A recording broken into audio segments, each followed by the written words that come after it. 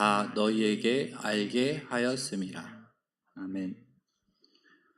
나의 친구란 제목으로 하나님의 말씀을 잠깐 나누는 시간을 갖겠습니다. 우리 제목을 따라 우리 말씀을 시작하기 전에 함께 생각해 보려고 합니다. 친구에 대한 생각입니다. 여러분은 친구 하면 어떤 생각이 드십니까? 또 명절이 되면 또 오랜만에 친척들을 만나게 되는데 그들을 만나면 또 어떤 생각이 드십니까?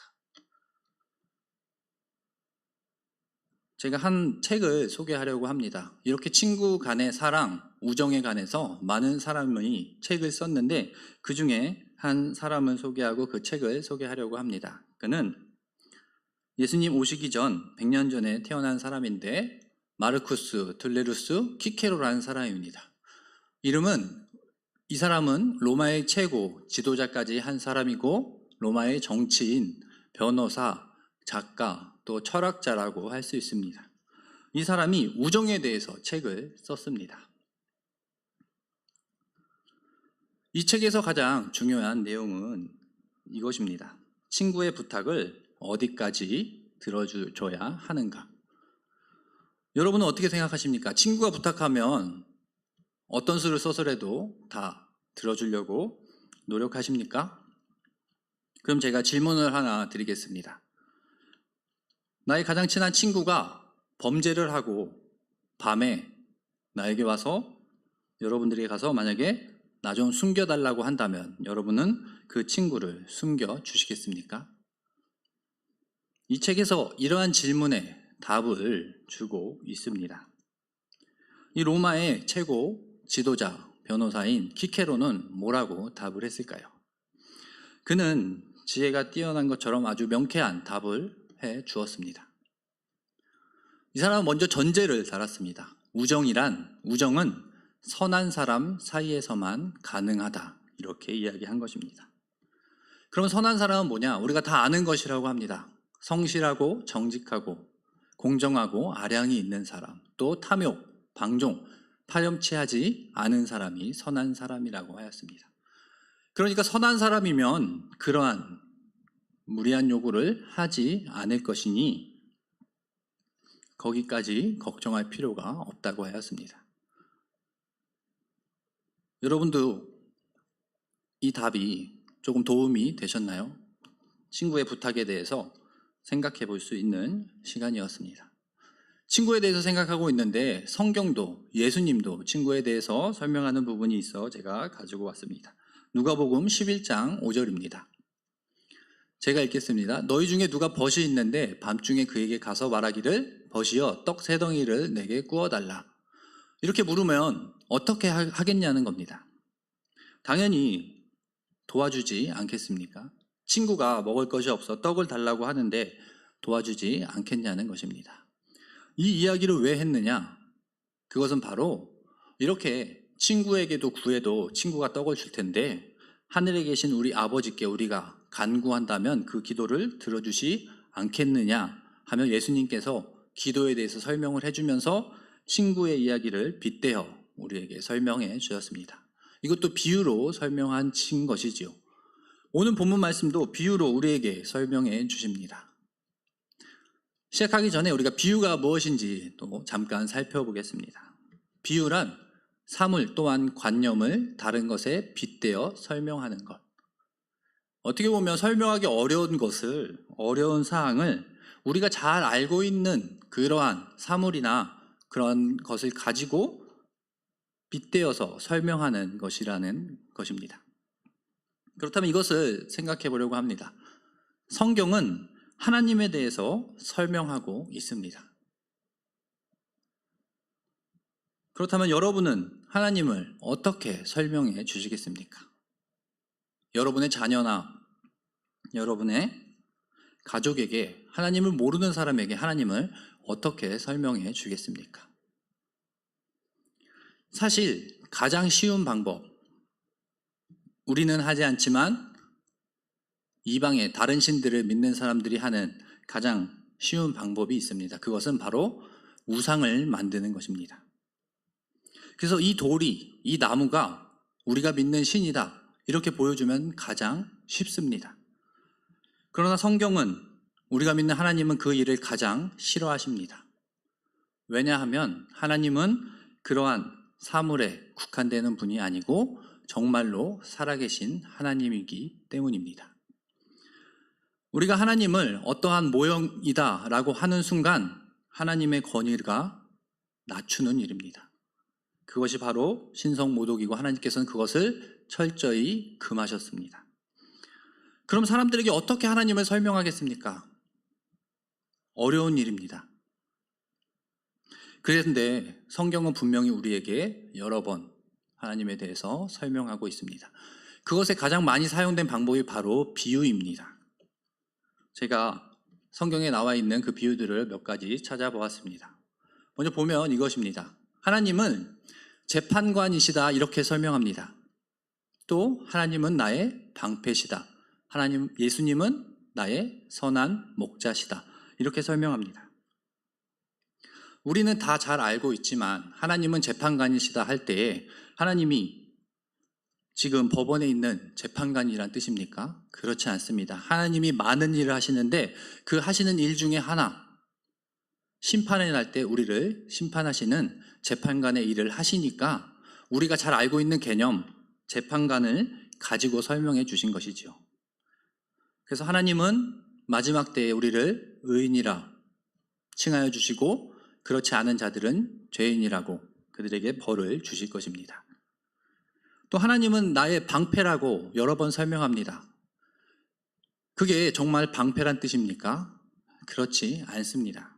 우리를 보호해 주시는 분이라는 것을 설명하기 위해서 우리가 잘 알고 있는 그 방패를 가지고 설명해 주신 것이지요. 예수님은 또 선한 목자라고 설명합니다. 예수님이 목자십니까? 그렇지 않습니다. 그렇죠. 그러나 예수님이 하시는 일 중에 선한 목자에 대해서 설명해 주시지 않았습니까? 선한 목자는 자신의 양을 위해서 목숨을 내놓는 사람이라고 하였습니다. 예수님께서 하신 일은 우리를 위해서 목숨을 내놓으셨습니다. 그러니까 설명하기 힘든 하나님과 예수님을 이러한 우리가 잘 알고 있는 개념을 가지고 설명해 주신 것이 비유입니다. 이러한 이해를 가지고 오늘 본문 말씀을 보겠습니다. 요한복음 15장 14절입니다. 함께 읽겠습니다. 시작. 너희는 내가 명한 대로 행하면 곧 나의 친구라. 여기서 예수님께서 이렇게 말씀하십니다. 예수님께서 명령한 것을 행하면 우리가 예수님의 친구가 된다고 말씀하십니다.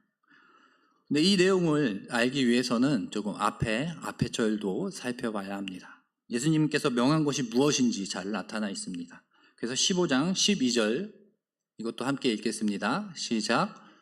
내 계명은 곧 내가 너희를 사랑한 것 같이 너희도 서로 사랑하라 하는 이것이니라. 이 말씀 우리가 잘 아는 것이죠. 성경에도 여러 번 설명하셨습니다. 예수님도 여러 번 설명하셨습니다. 우리에게 가장 중요한 최고의 계명은 바로 이웃을 사랑하는 것, 서로 사랑하는 것이라고 하였습니다.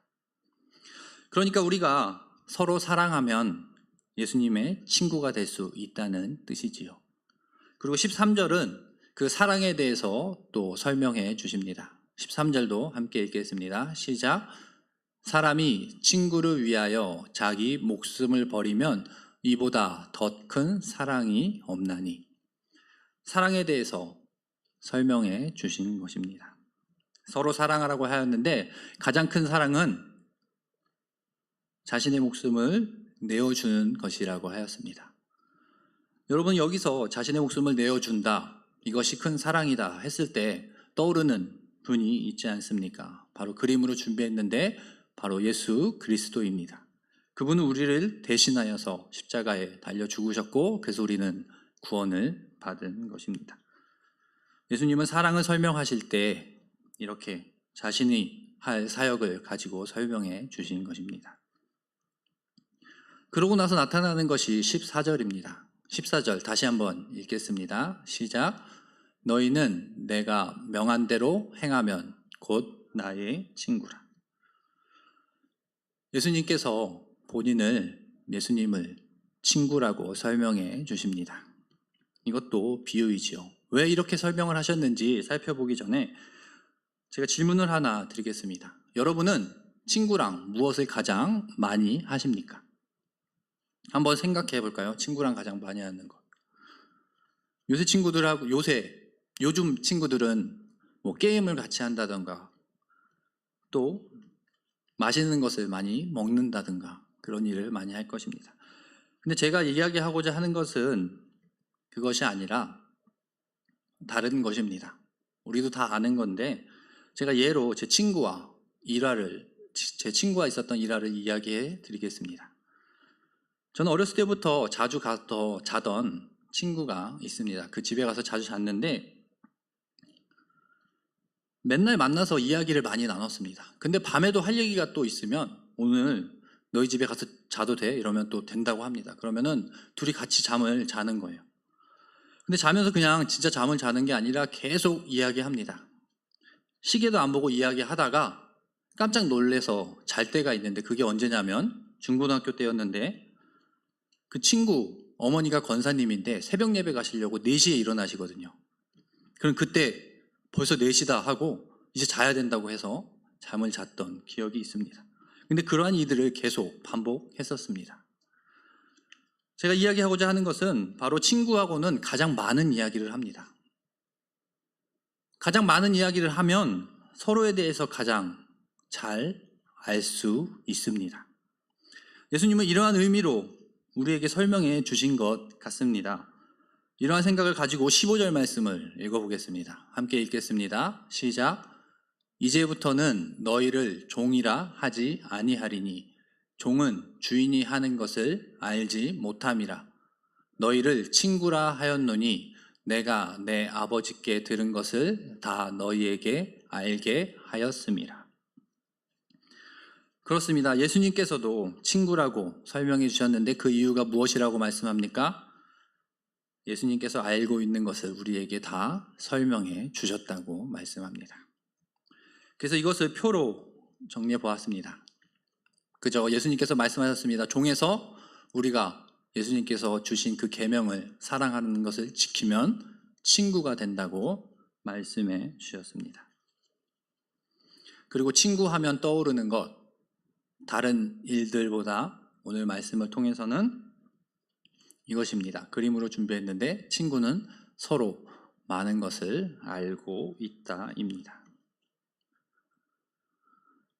그렇습니다. 친구끼리는 비밀이 없습니다. 또 가장 많은 것을 알고 있습니다. 그래서 오늘 본문 말씀을 생각해 보면 예수님은 나의 친구이시다 이렇게 말씀하는데 그래서 예수님은 우리에게 가장 귀한 것을 설명해 주셨습니다.